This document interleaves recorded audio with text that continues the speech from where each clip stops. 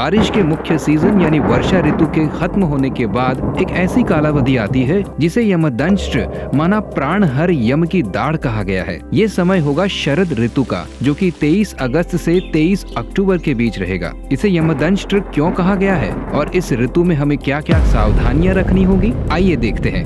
Video काम की है, आखिर तक जरूर देखें।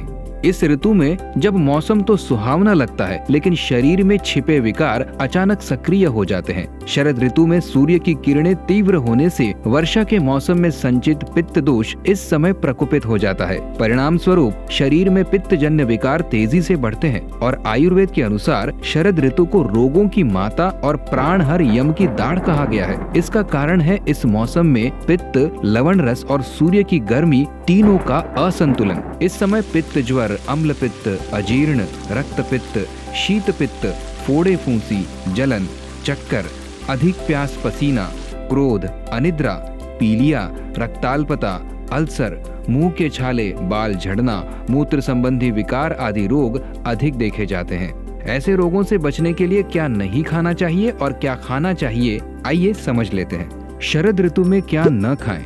शरद ऋतु में खट्टा, तीखा और खारा भोजन पित्त को बढ़ाता है, इसलिए छाछ, दही, नींबू, टमाटर, इमली, अचार, अमचूर आदि से परहेज करें। बाजरी, मक्का, उड़द, कुल्थी, चौला, फूट, प्याज, लहसुन, आलू, मेथी की भाजी, नोनिया की भाजी, रतालू, बैंगन, इमली, हींग, पुदीना, फालसा, अनन्नास, कच्चे बेलफल, कच्ची कैरी, तिल, मूंगफली, सरसों आदि पित्त कारक होने के कारण इन्हें आपको नहीं खाना है। और तो और बर्गर, पिज्जा, चाउमीन, समोसे, पकोड़े, पानीपुरी, इडली, डोसा जैसे खमीर युक्त या खट्टे खाद्य व पेय पदार्थ भले खाने में टेस्टी लगते हैं, पर ये अम्ल पित्त, जलन और अल्सर बढ़ाते हैं, इनसे बचें। शरद ऋतु में क्या खाएं?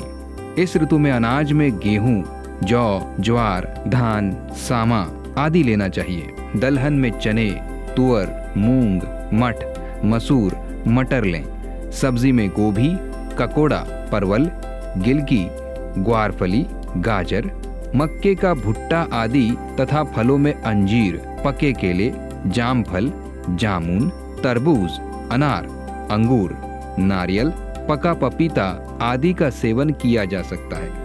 दूसरी बात, खट्टाई का इस मौसम में मना होने पर भी आंवले का सेवन करना बहुत हितकारी है, कारण कि ये पित्त शामक है। उबला हुआ आंवला खाना, आंवला रस में शहद या मिश्री मिलाकर पीना, आंवला मुरब्बा या आंवला कैंडी खाना हितकारी है। ये कैंडी मीठा तथा चटपटी दोनों फ्लेवर्स में आश्रम के स्टॉलों पर तथा ashramestore.com या आश्रम ई स्टोर ऐप पर उपलब्ध हैं। ध्यान रहे, रविवार को आंवले का सेवन वर्जित है और शुक्रवार को इसे कम लेना है। और मधुर रस पित्त शामक है, इसलिए आयुर्वेदिक ग्रंथों में शरद ऋतु में इसका अधिक सेवन करने की सलाह दी गई है। इसी कारण भाद्रपद, आश्विन तथा कार्तिक मास में आने वाले त्योहारों में मधुर रस युक्त पदार्थों का सेवन करने का महत्व है। श्राद्ध पक्ष व शारदीय नवरात्रि के दिनों में तथा शरद पूनम को देशी गाय के दूध और उससे बनी खीर का सेवन किया जाता है। साथ ही कड़वे व कसैले पदार्थ लें, जैसे करेला, धनिया, मुलेठी, हरड़ चूर्ण व मिश्री का सेवन भी हितकारी है।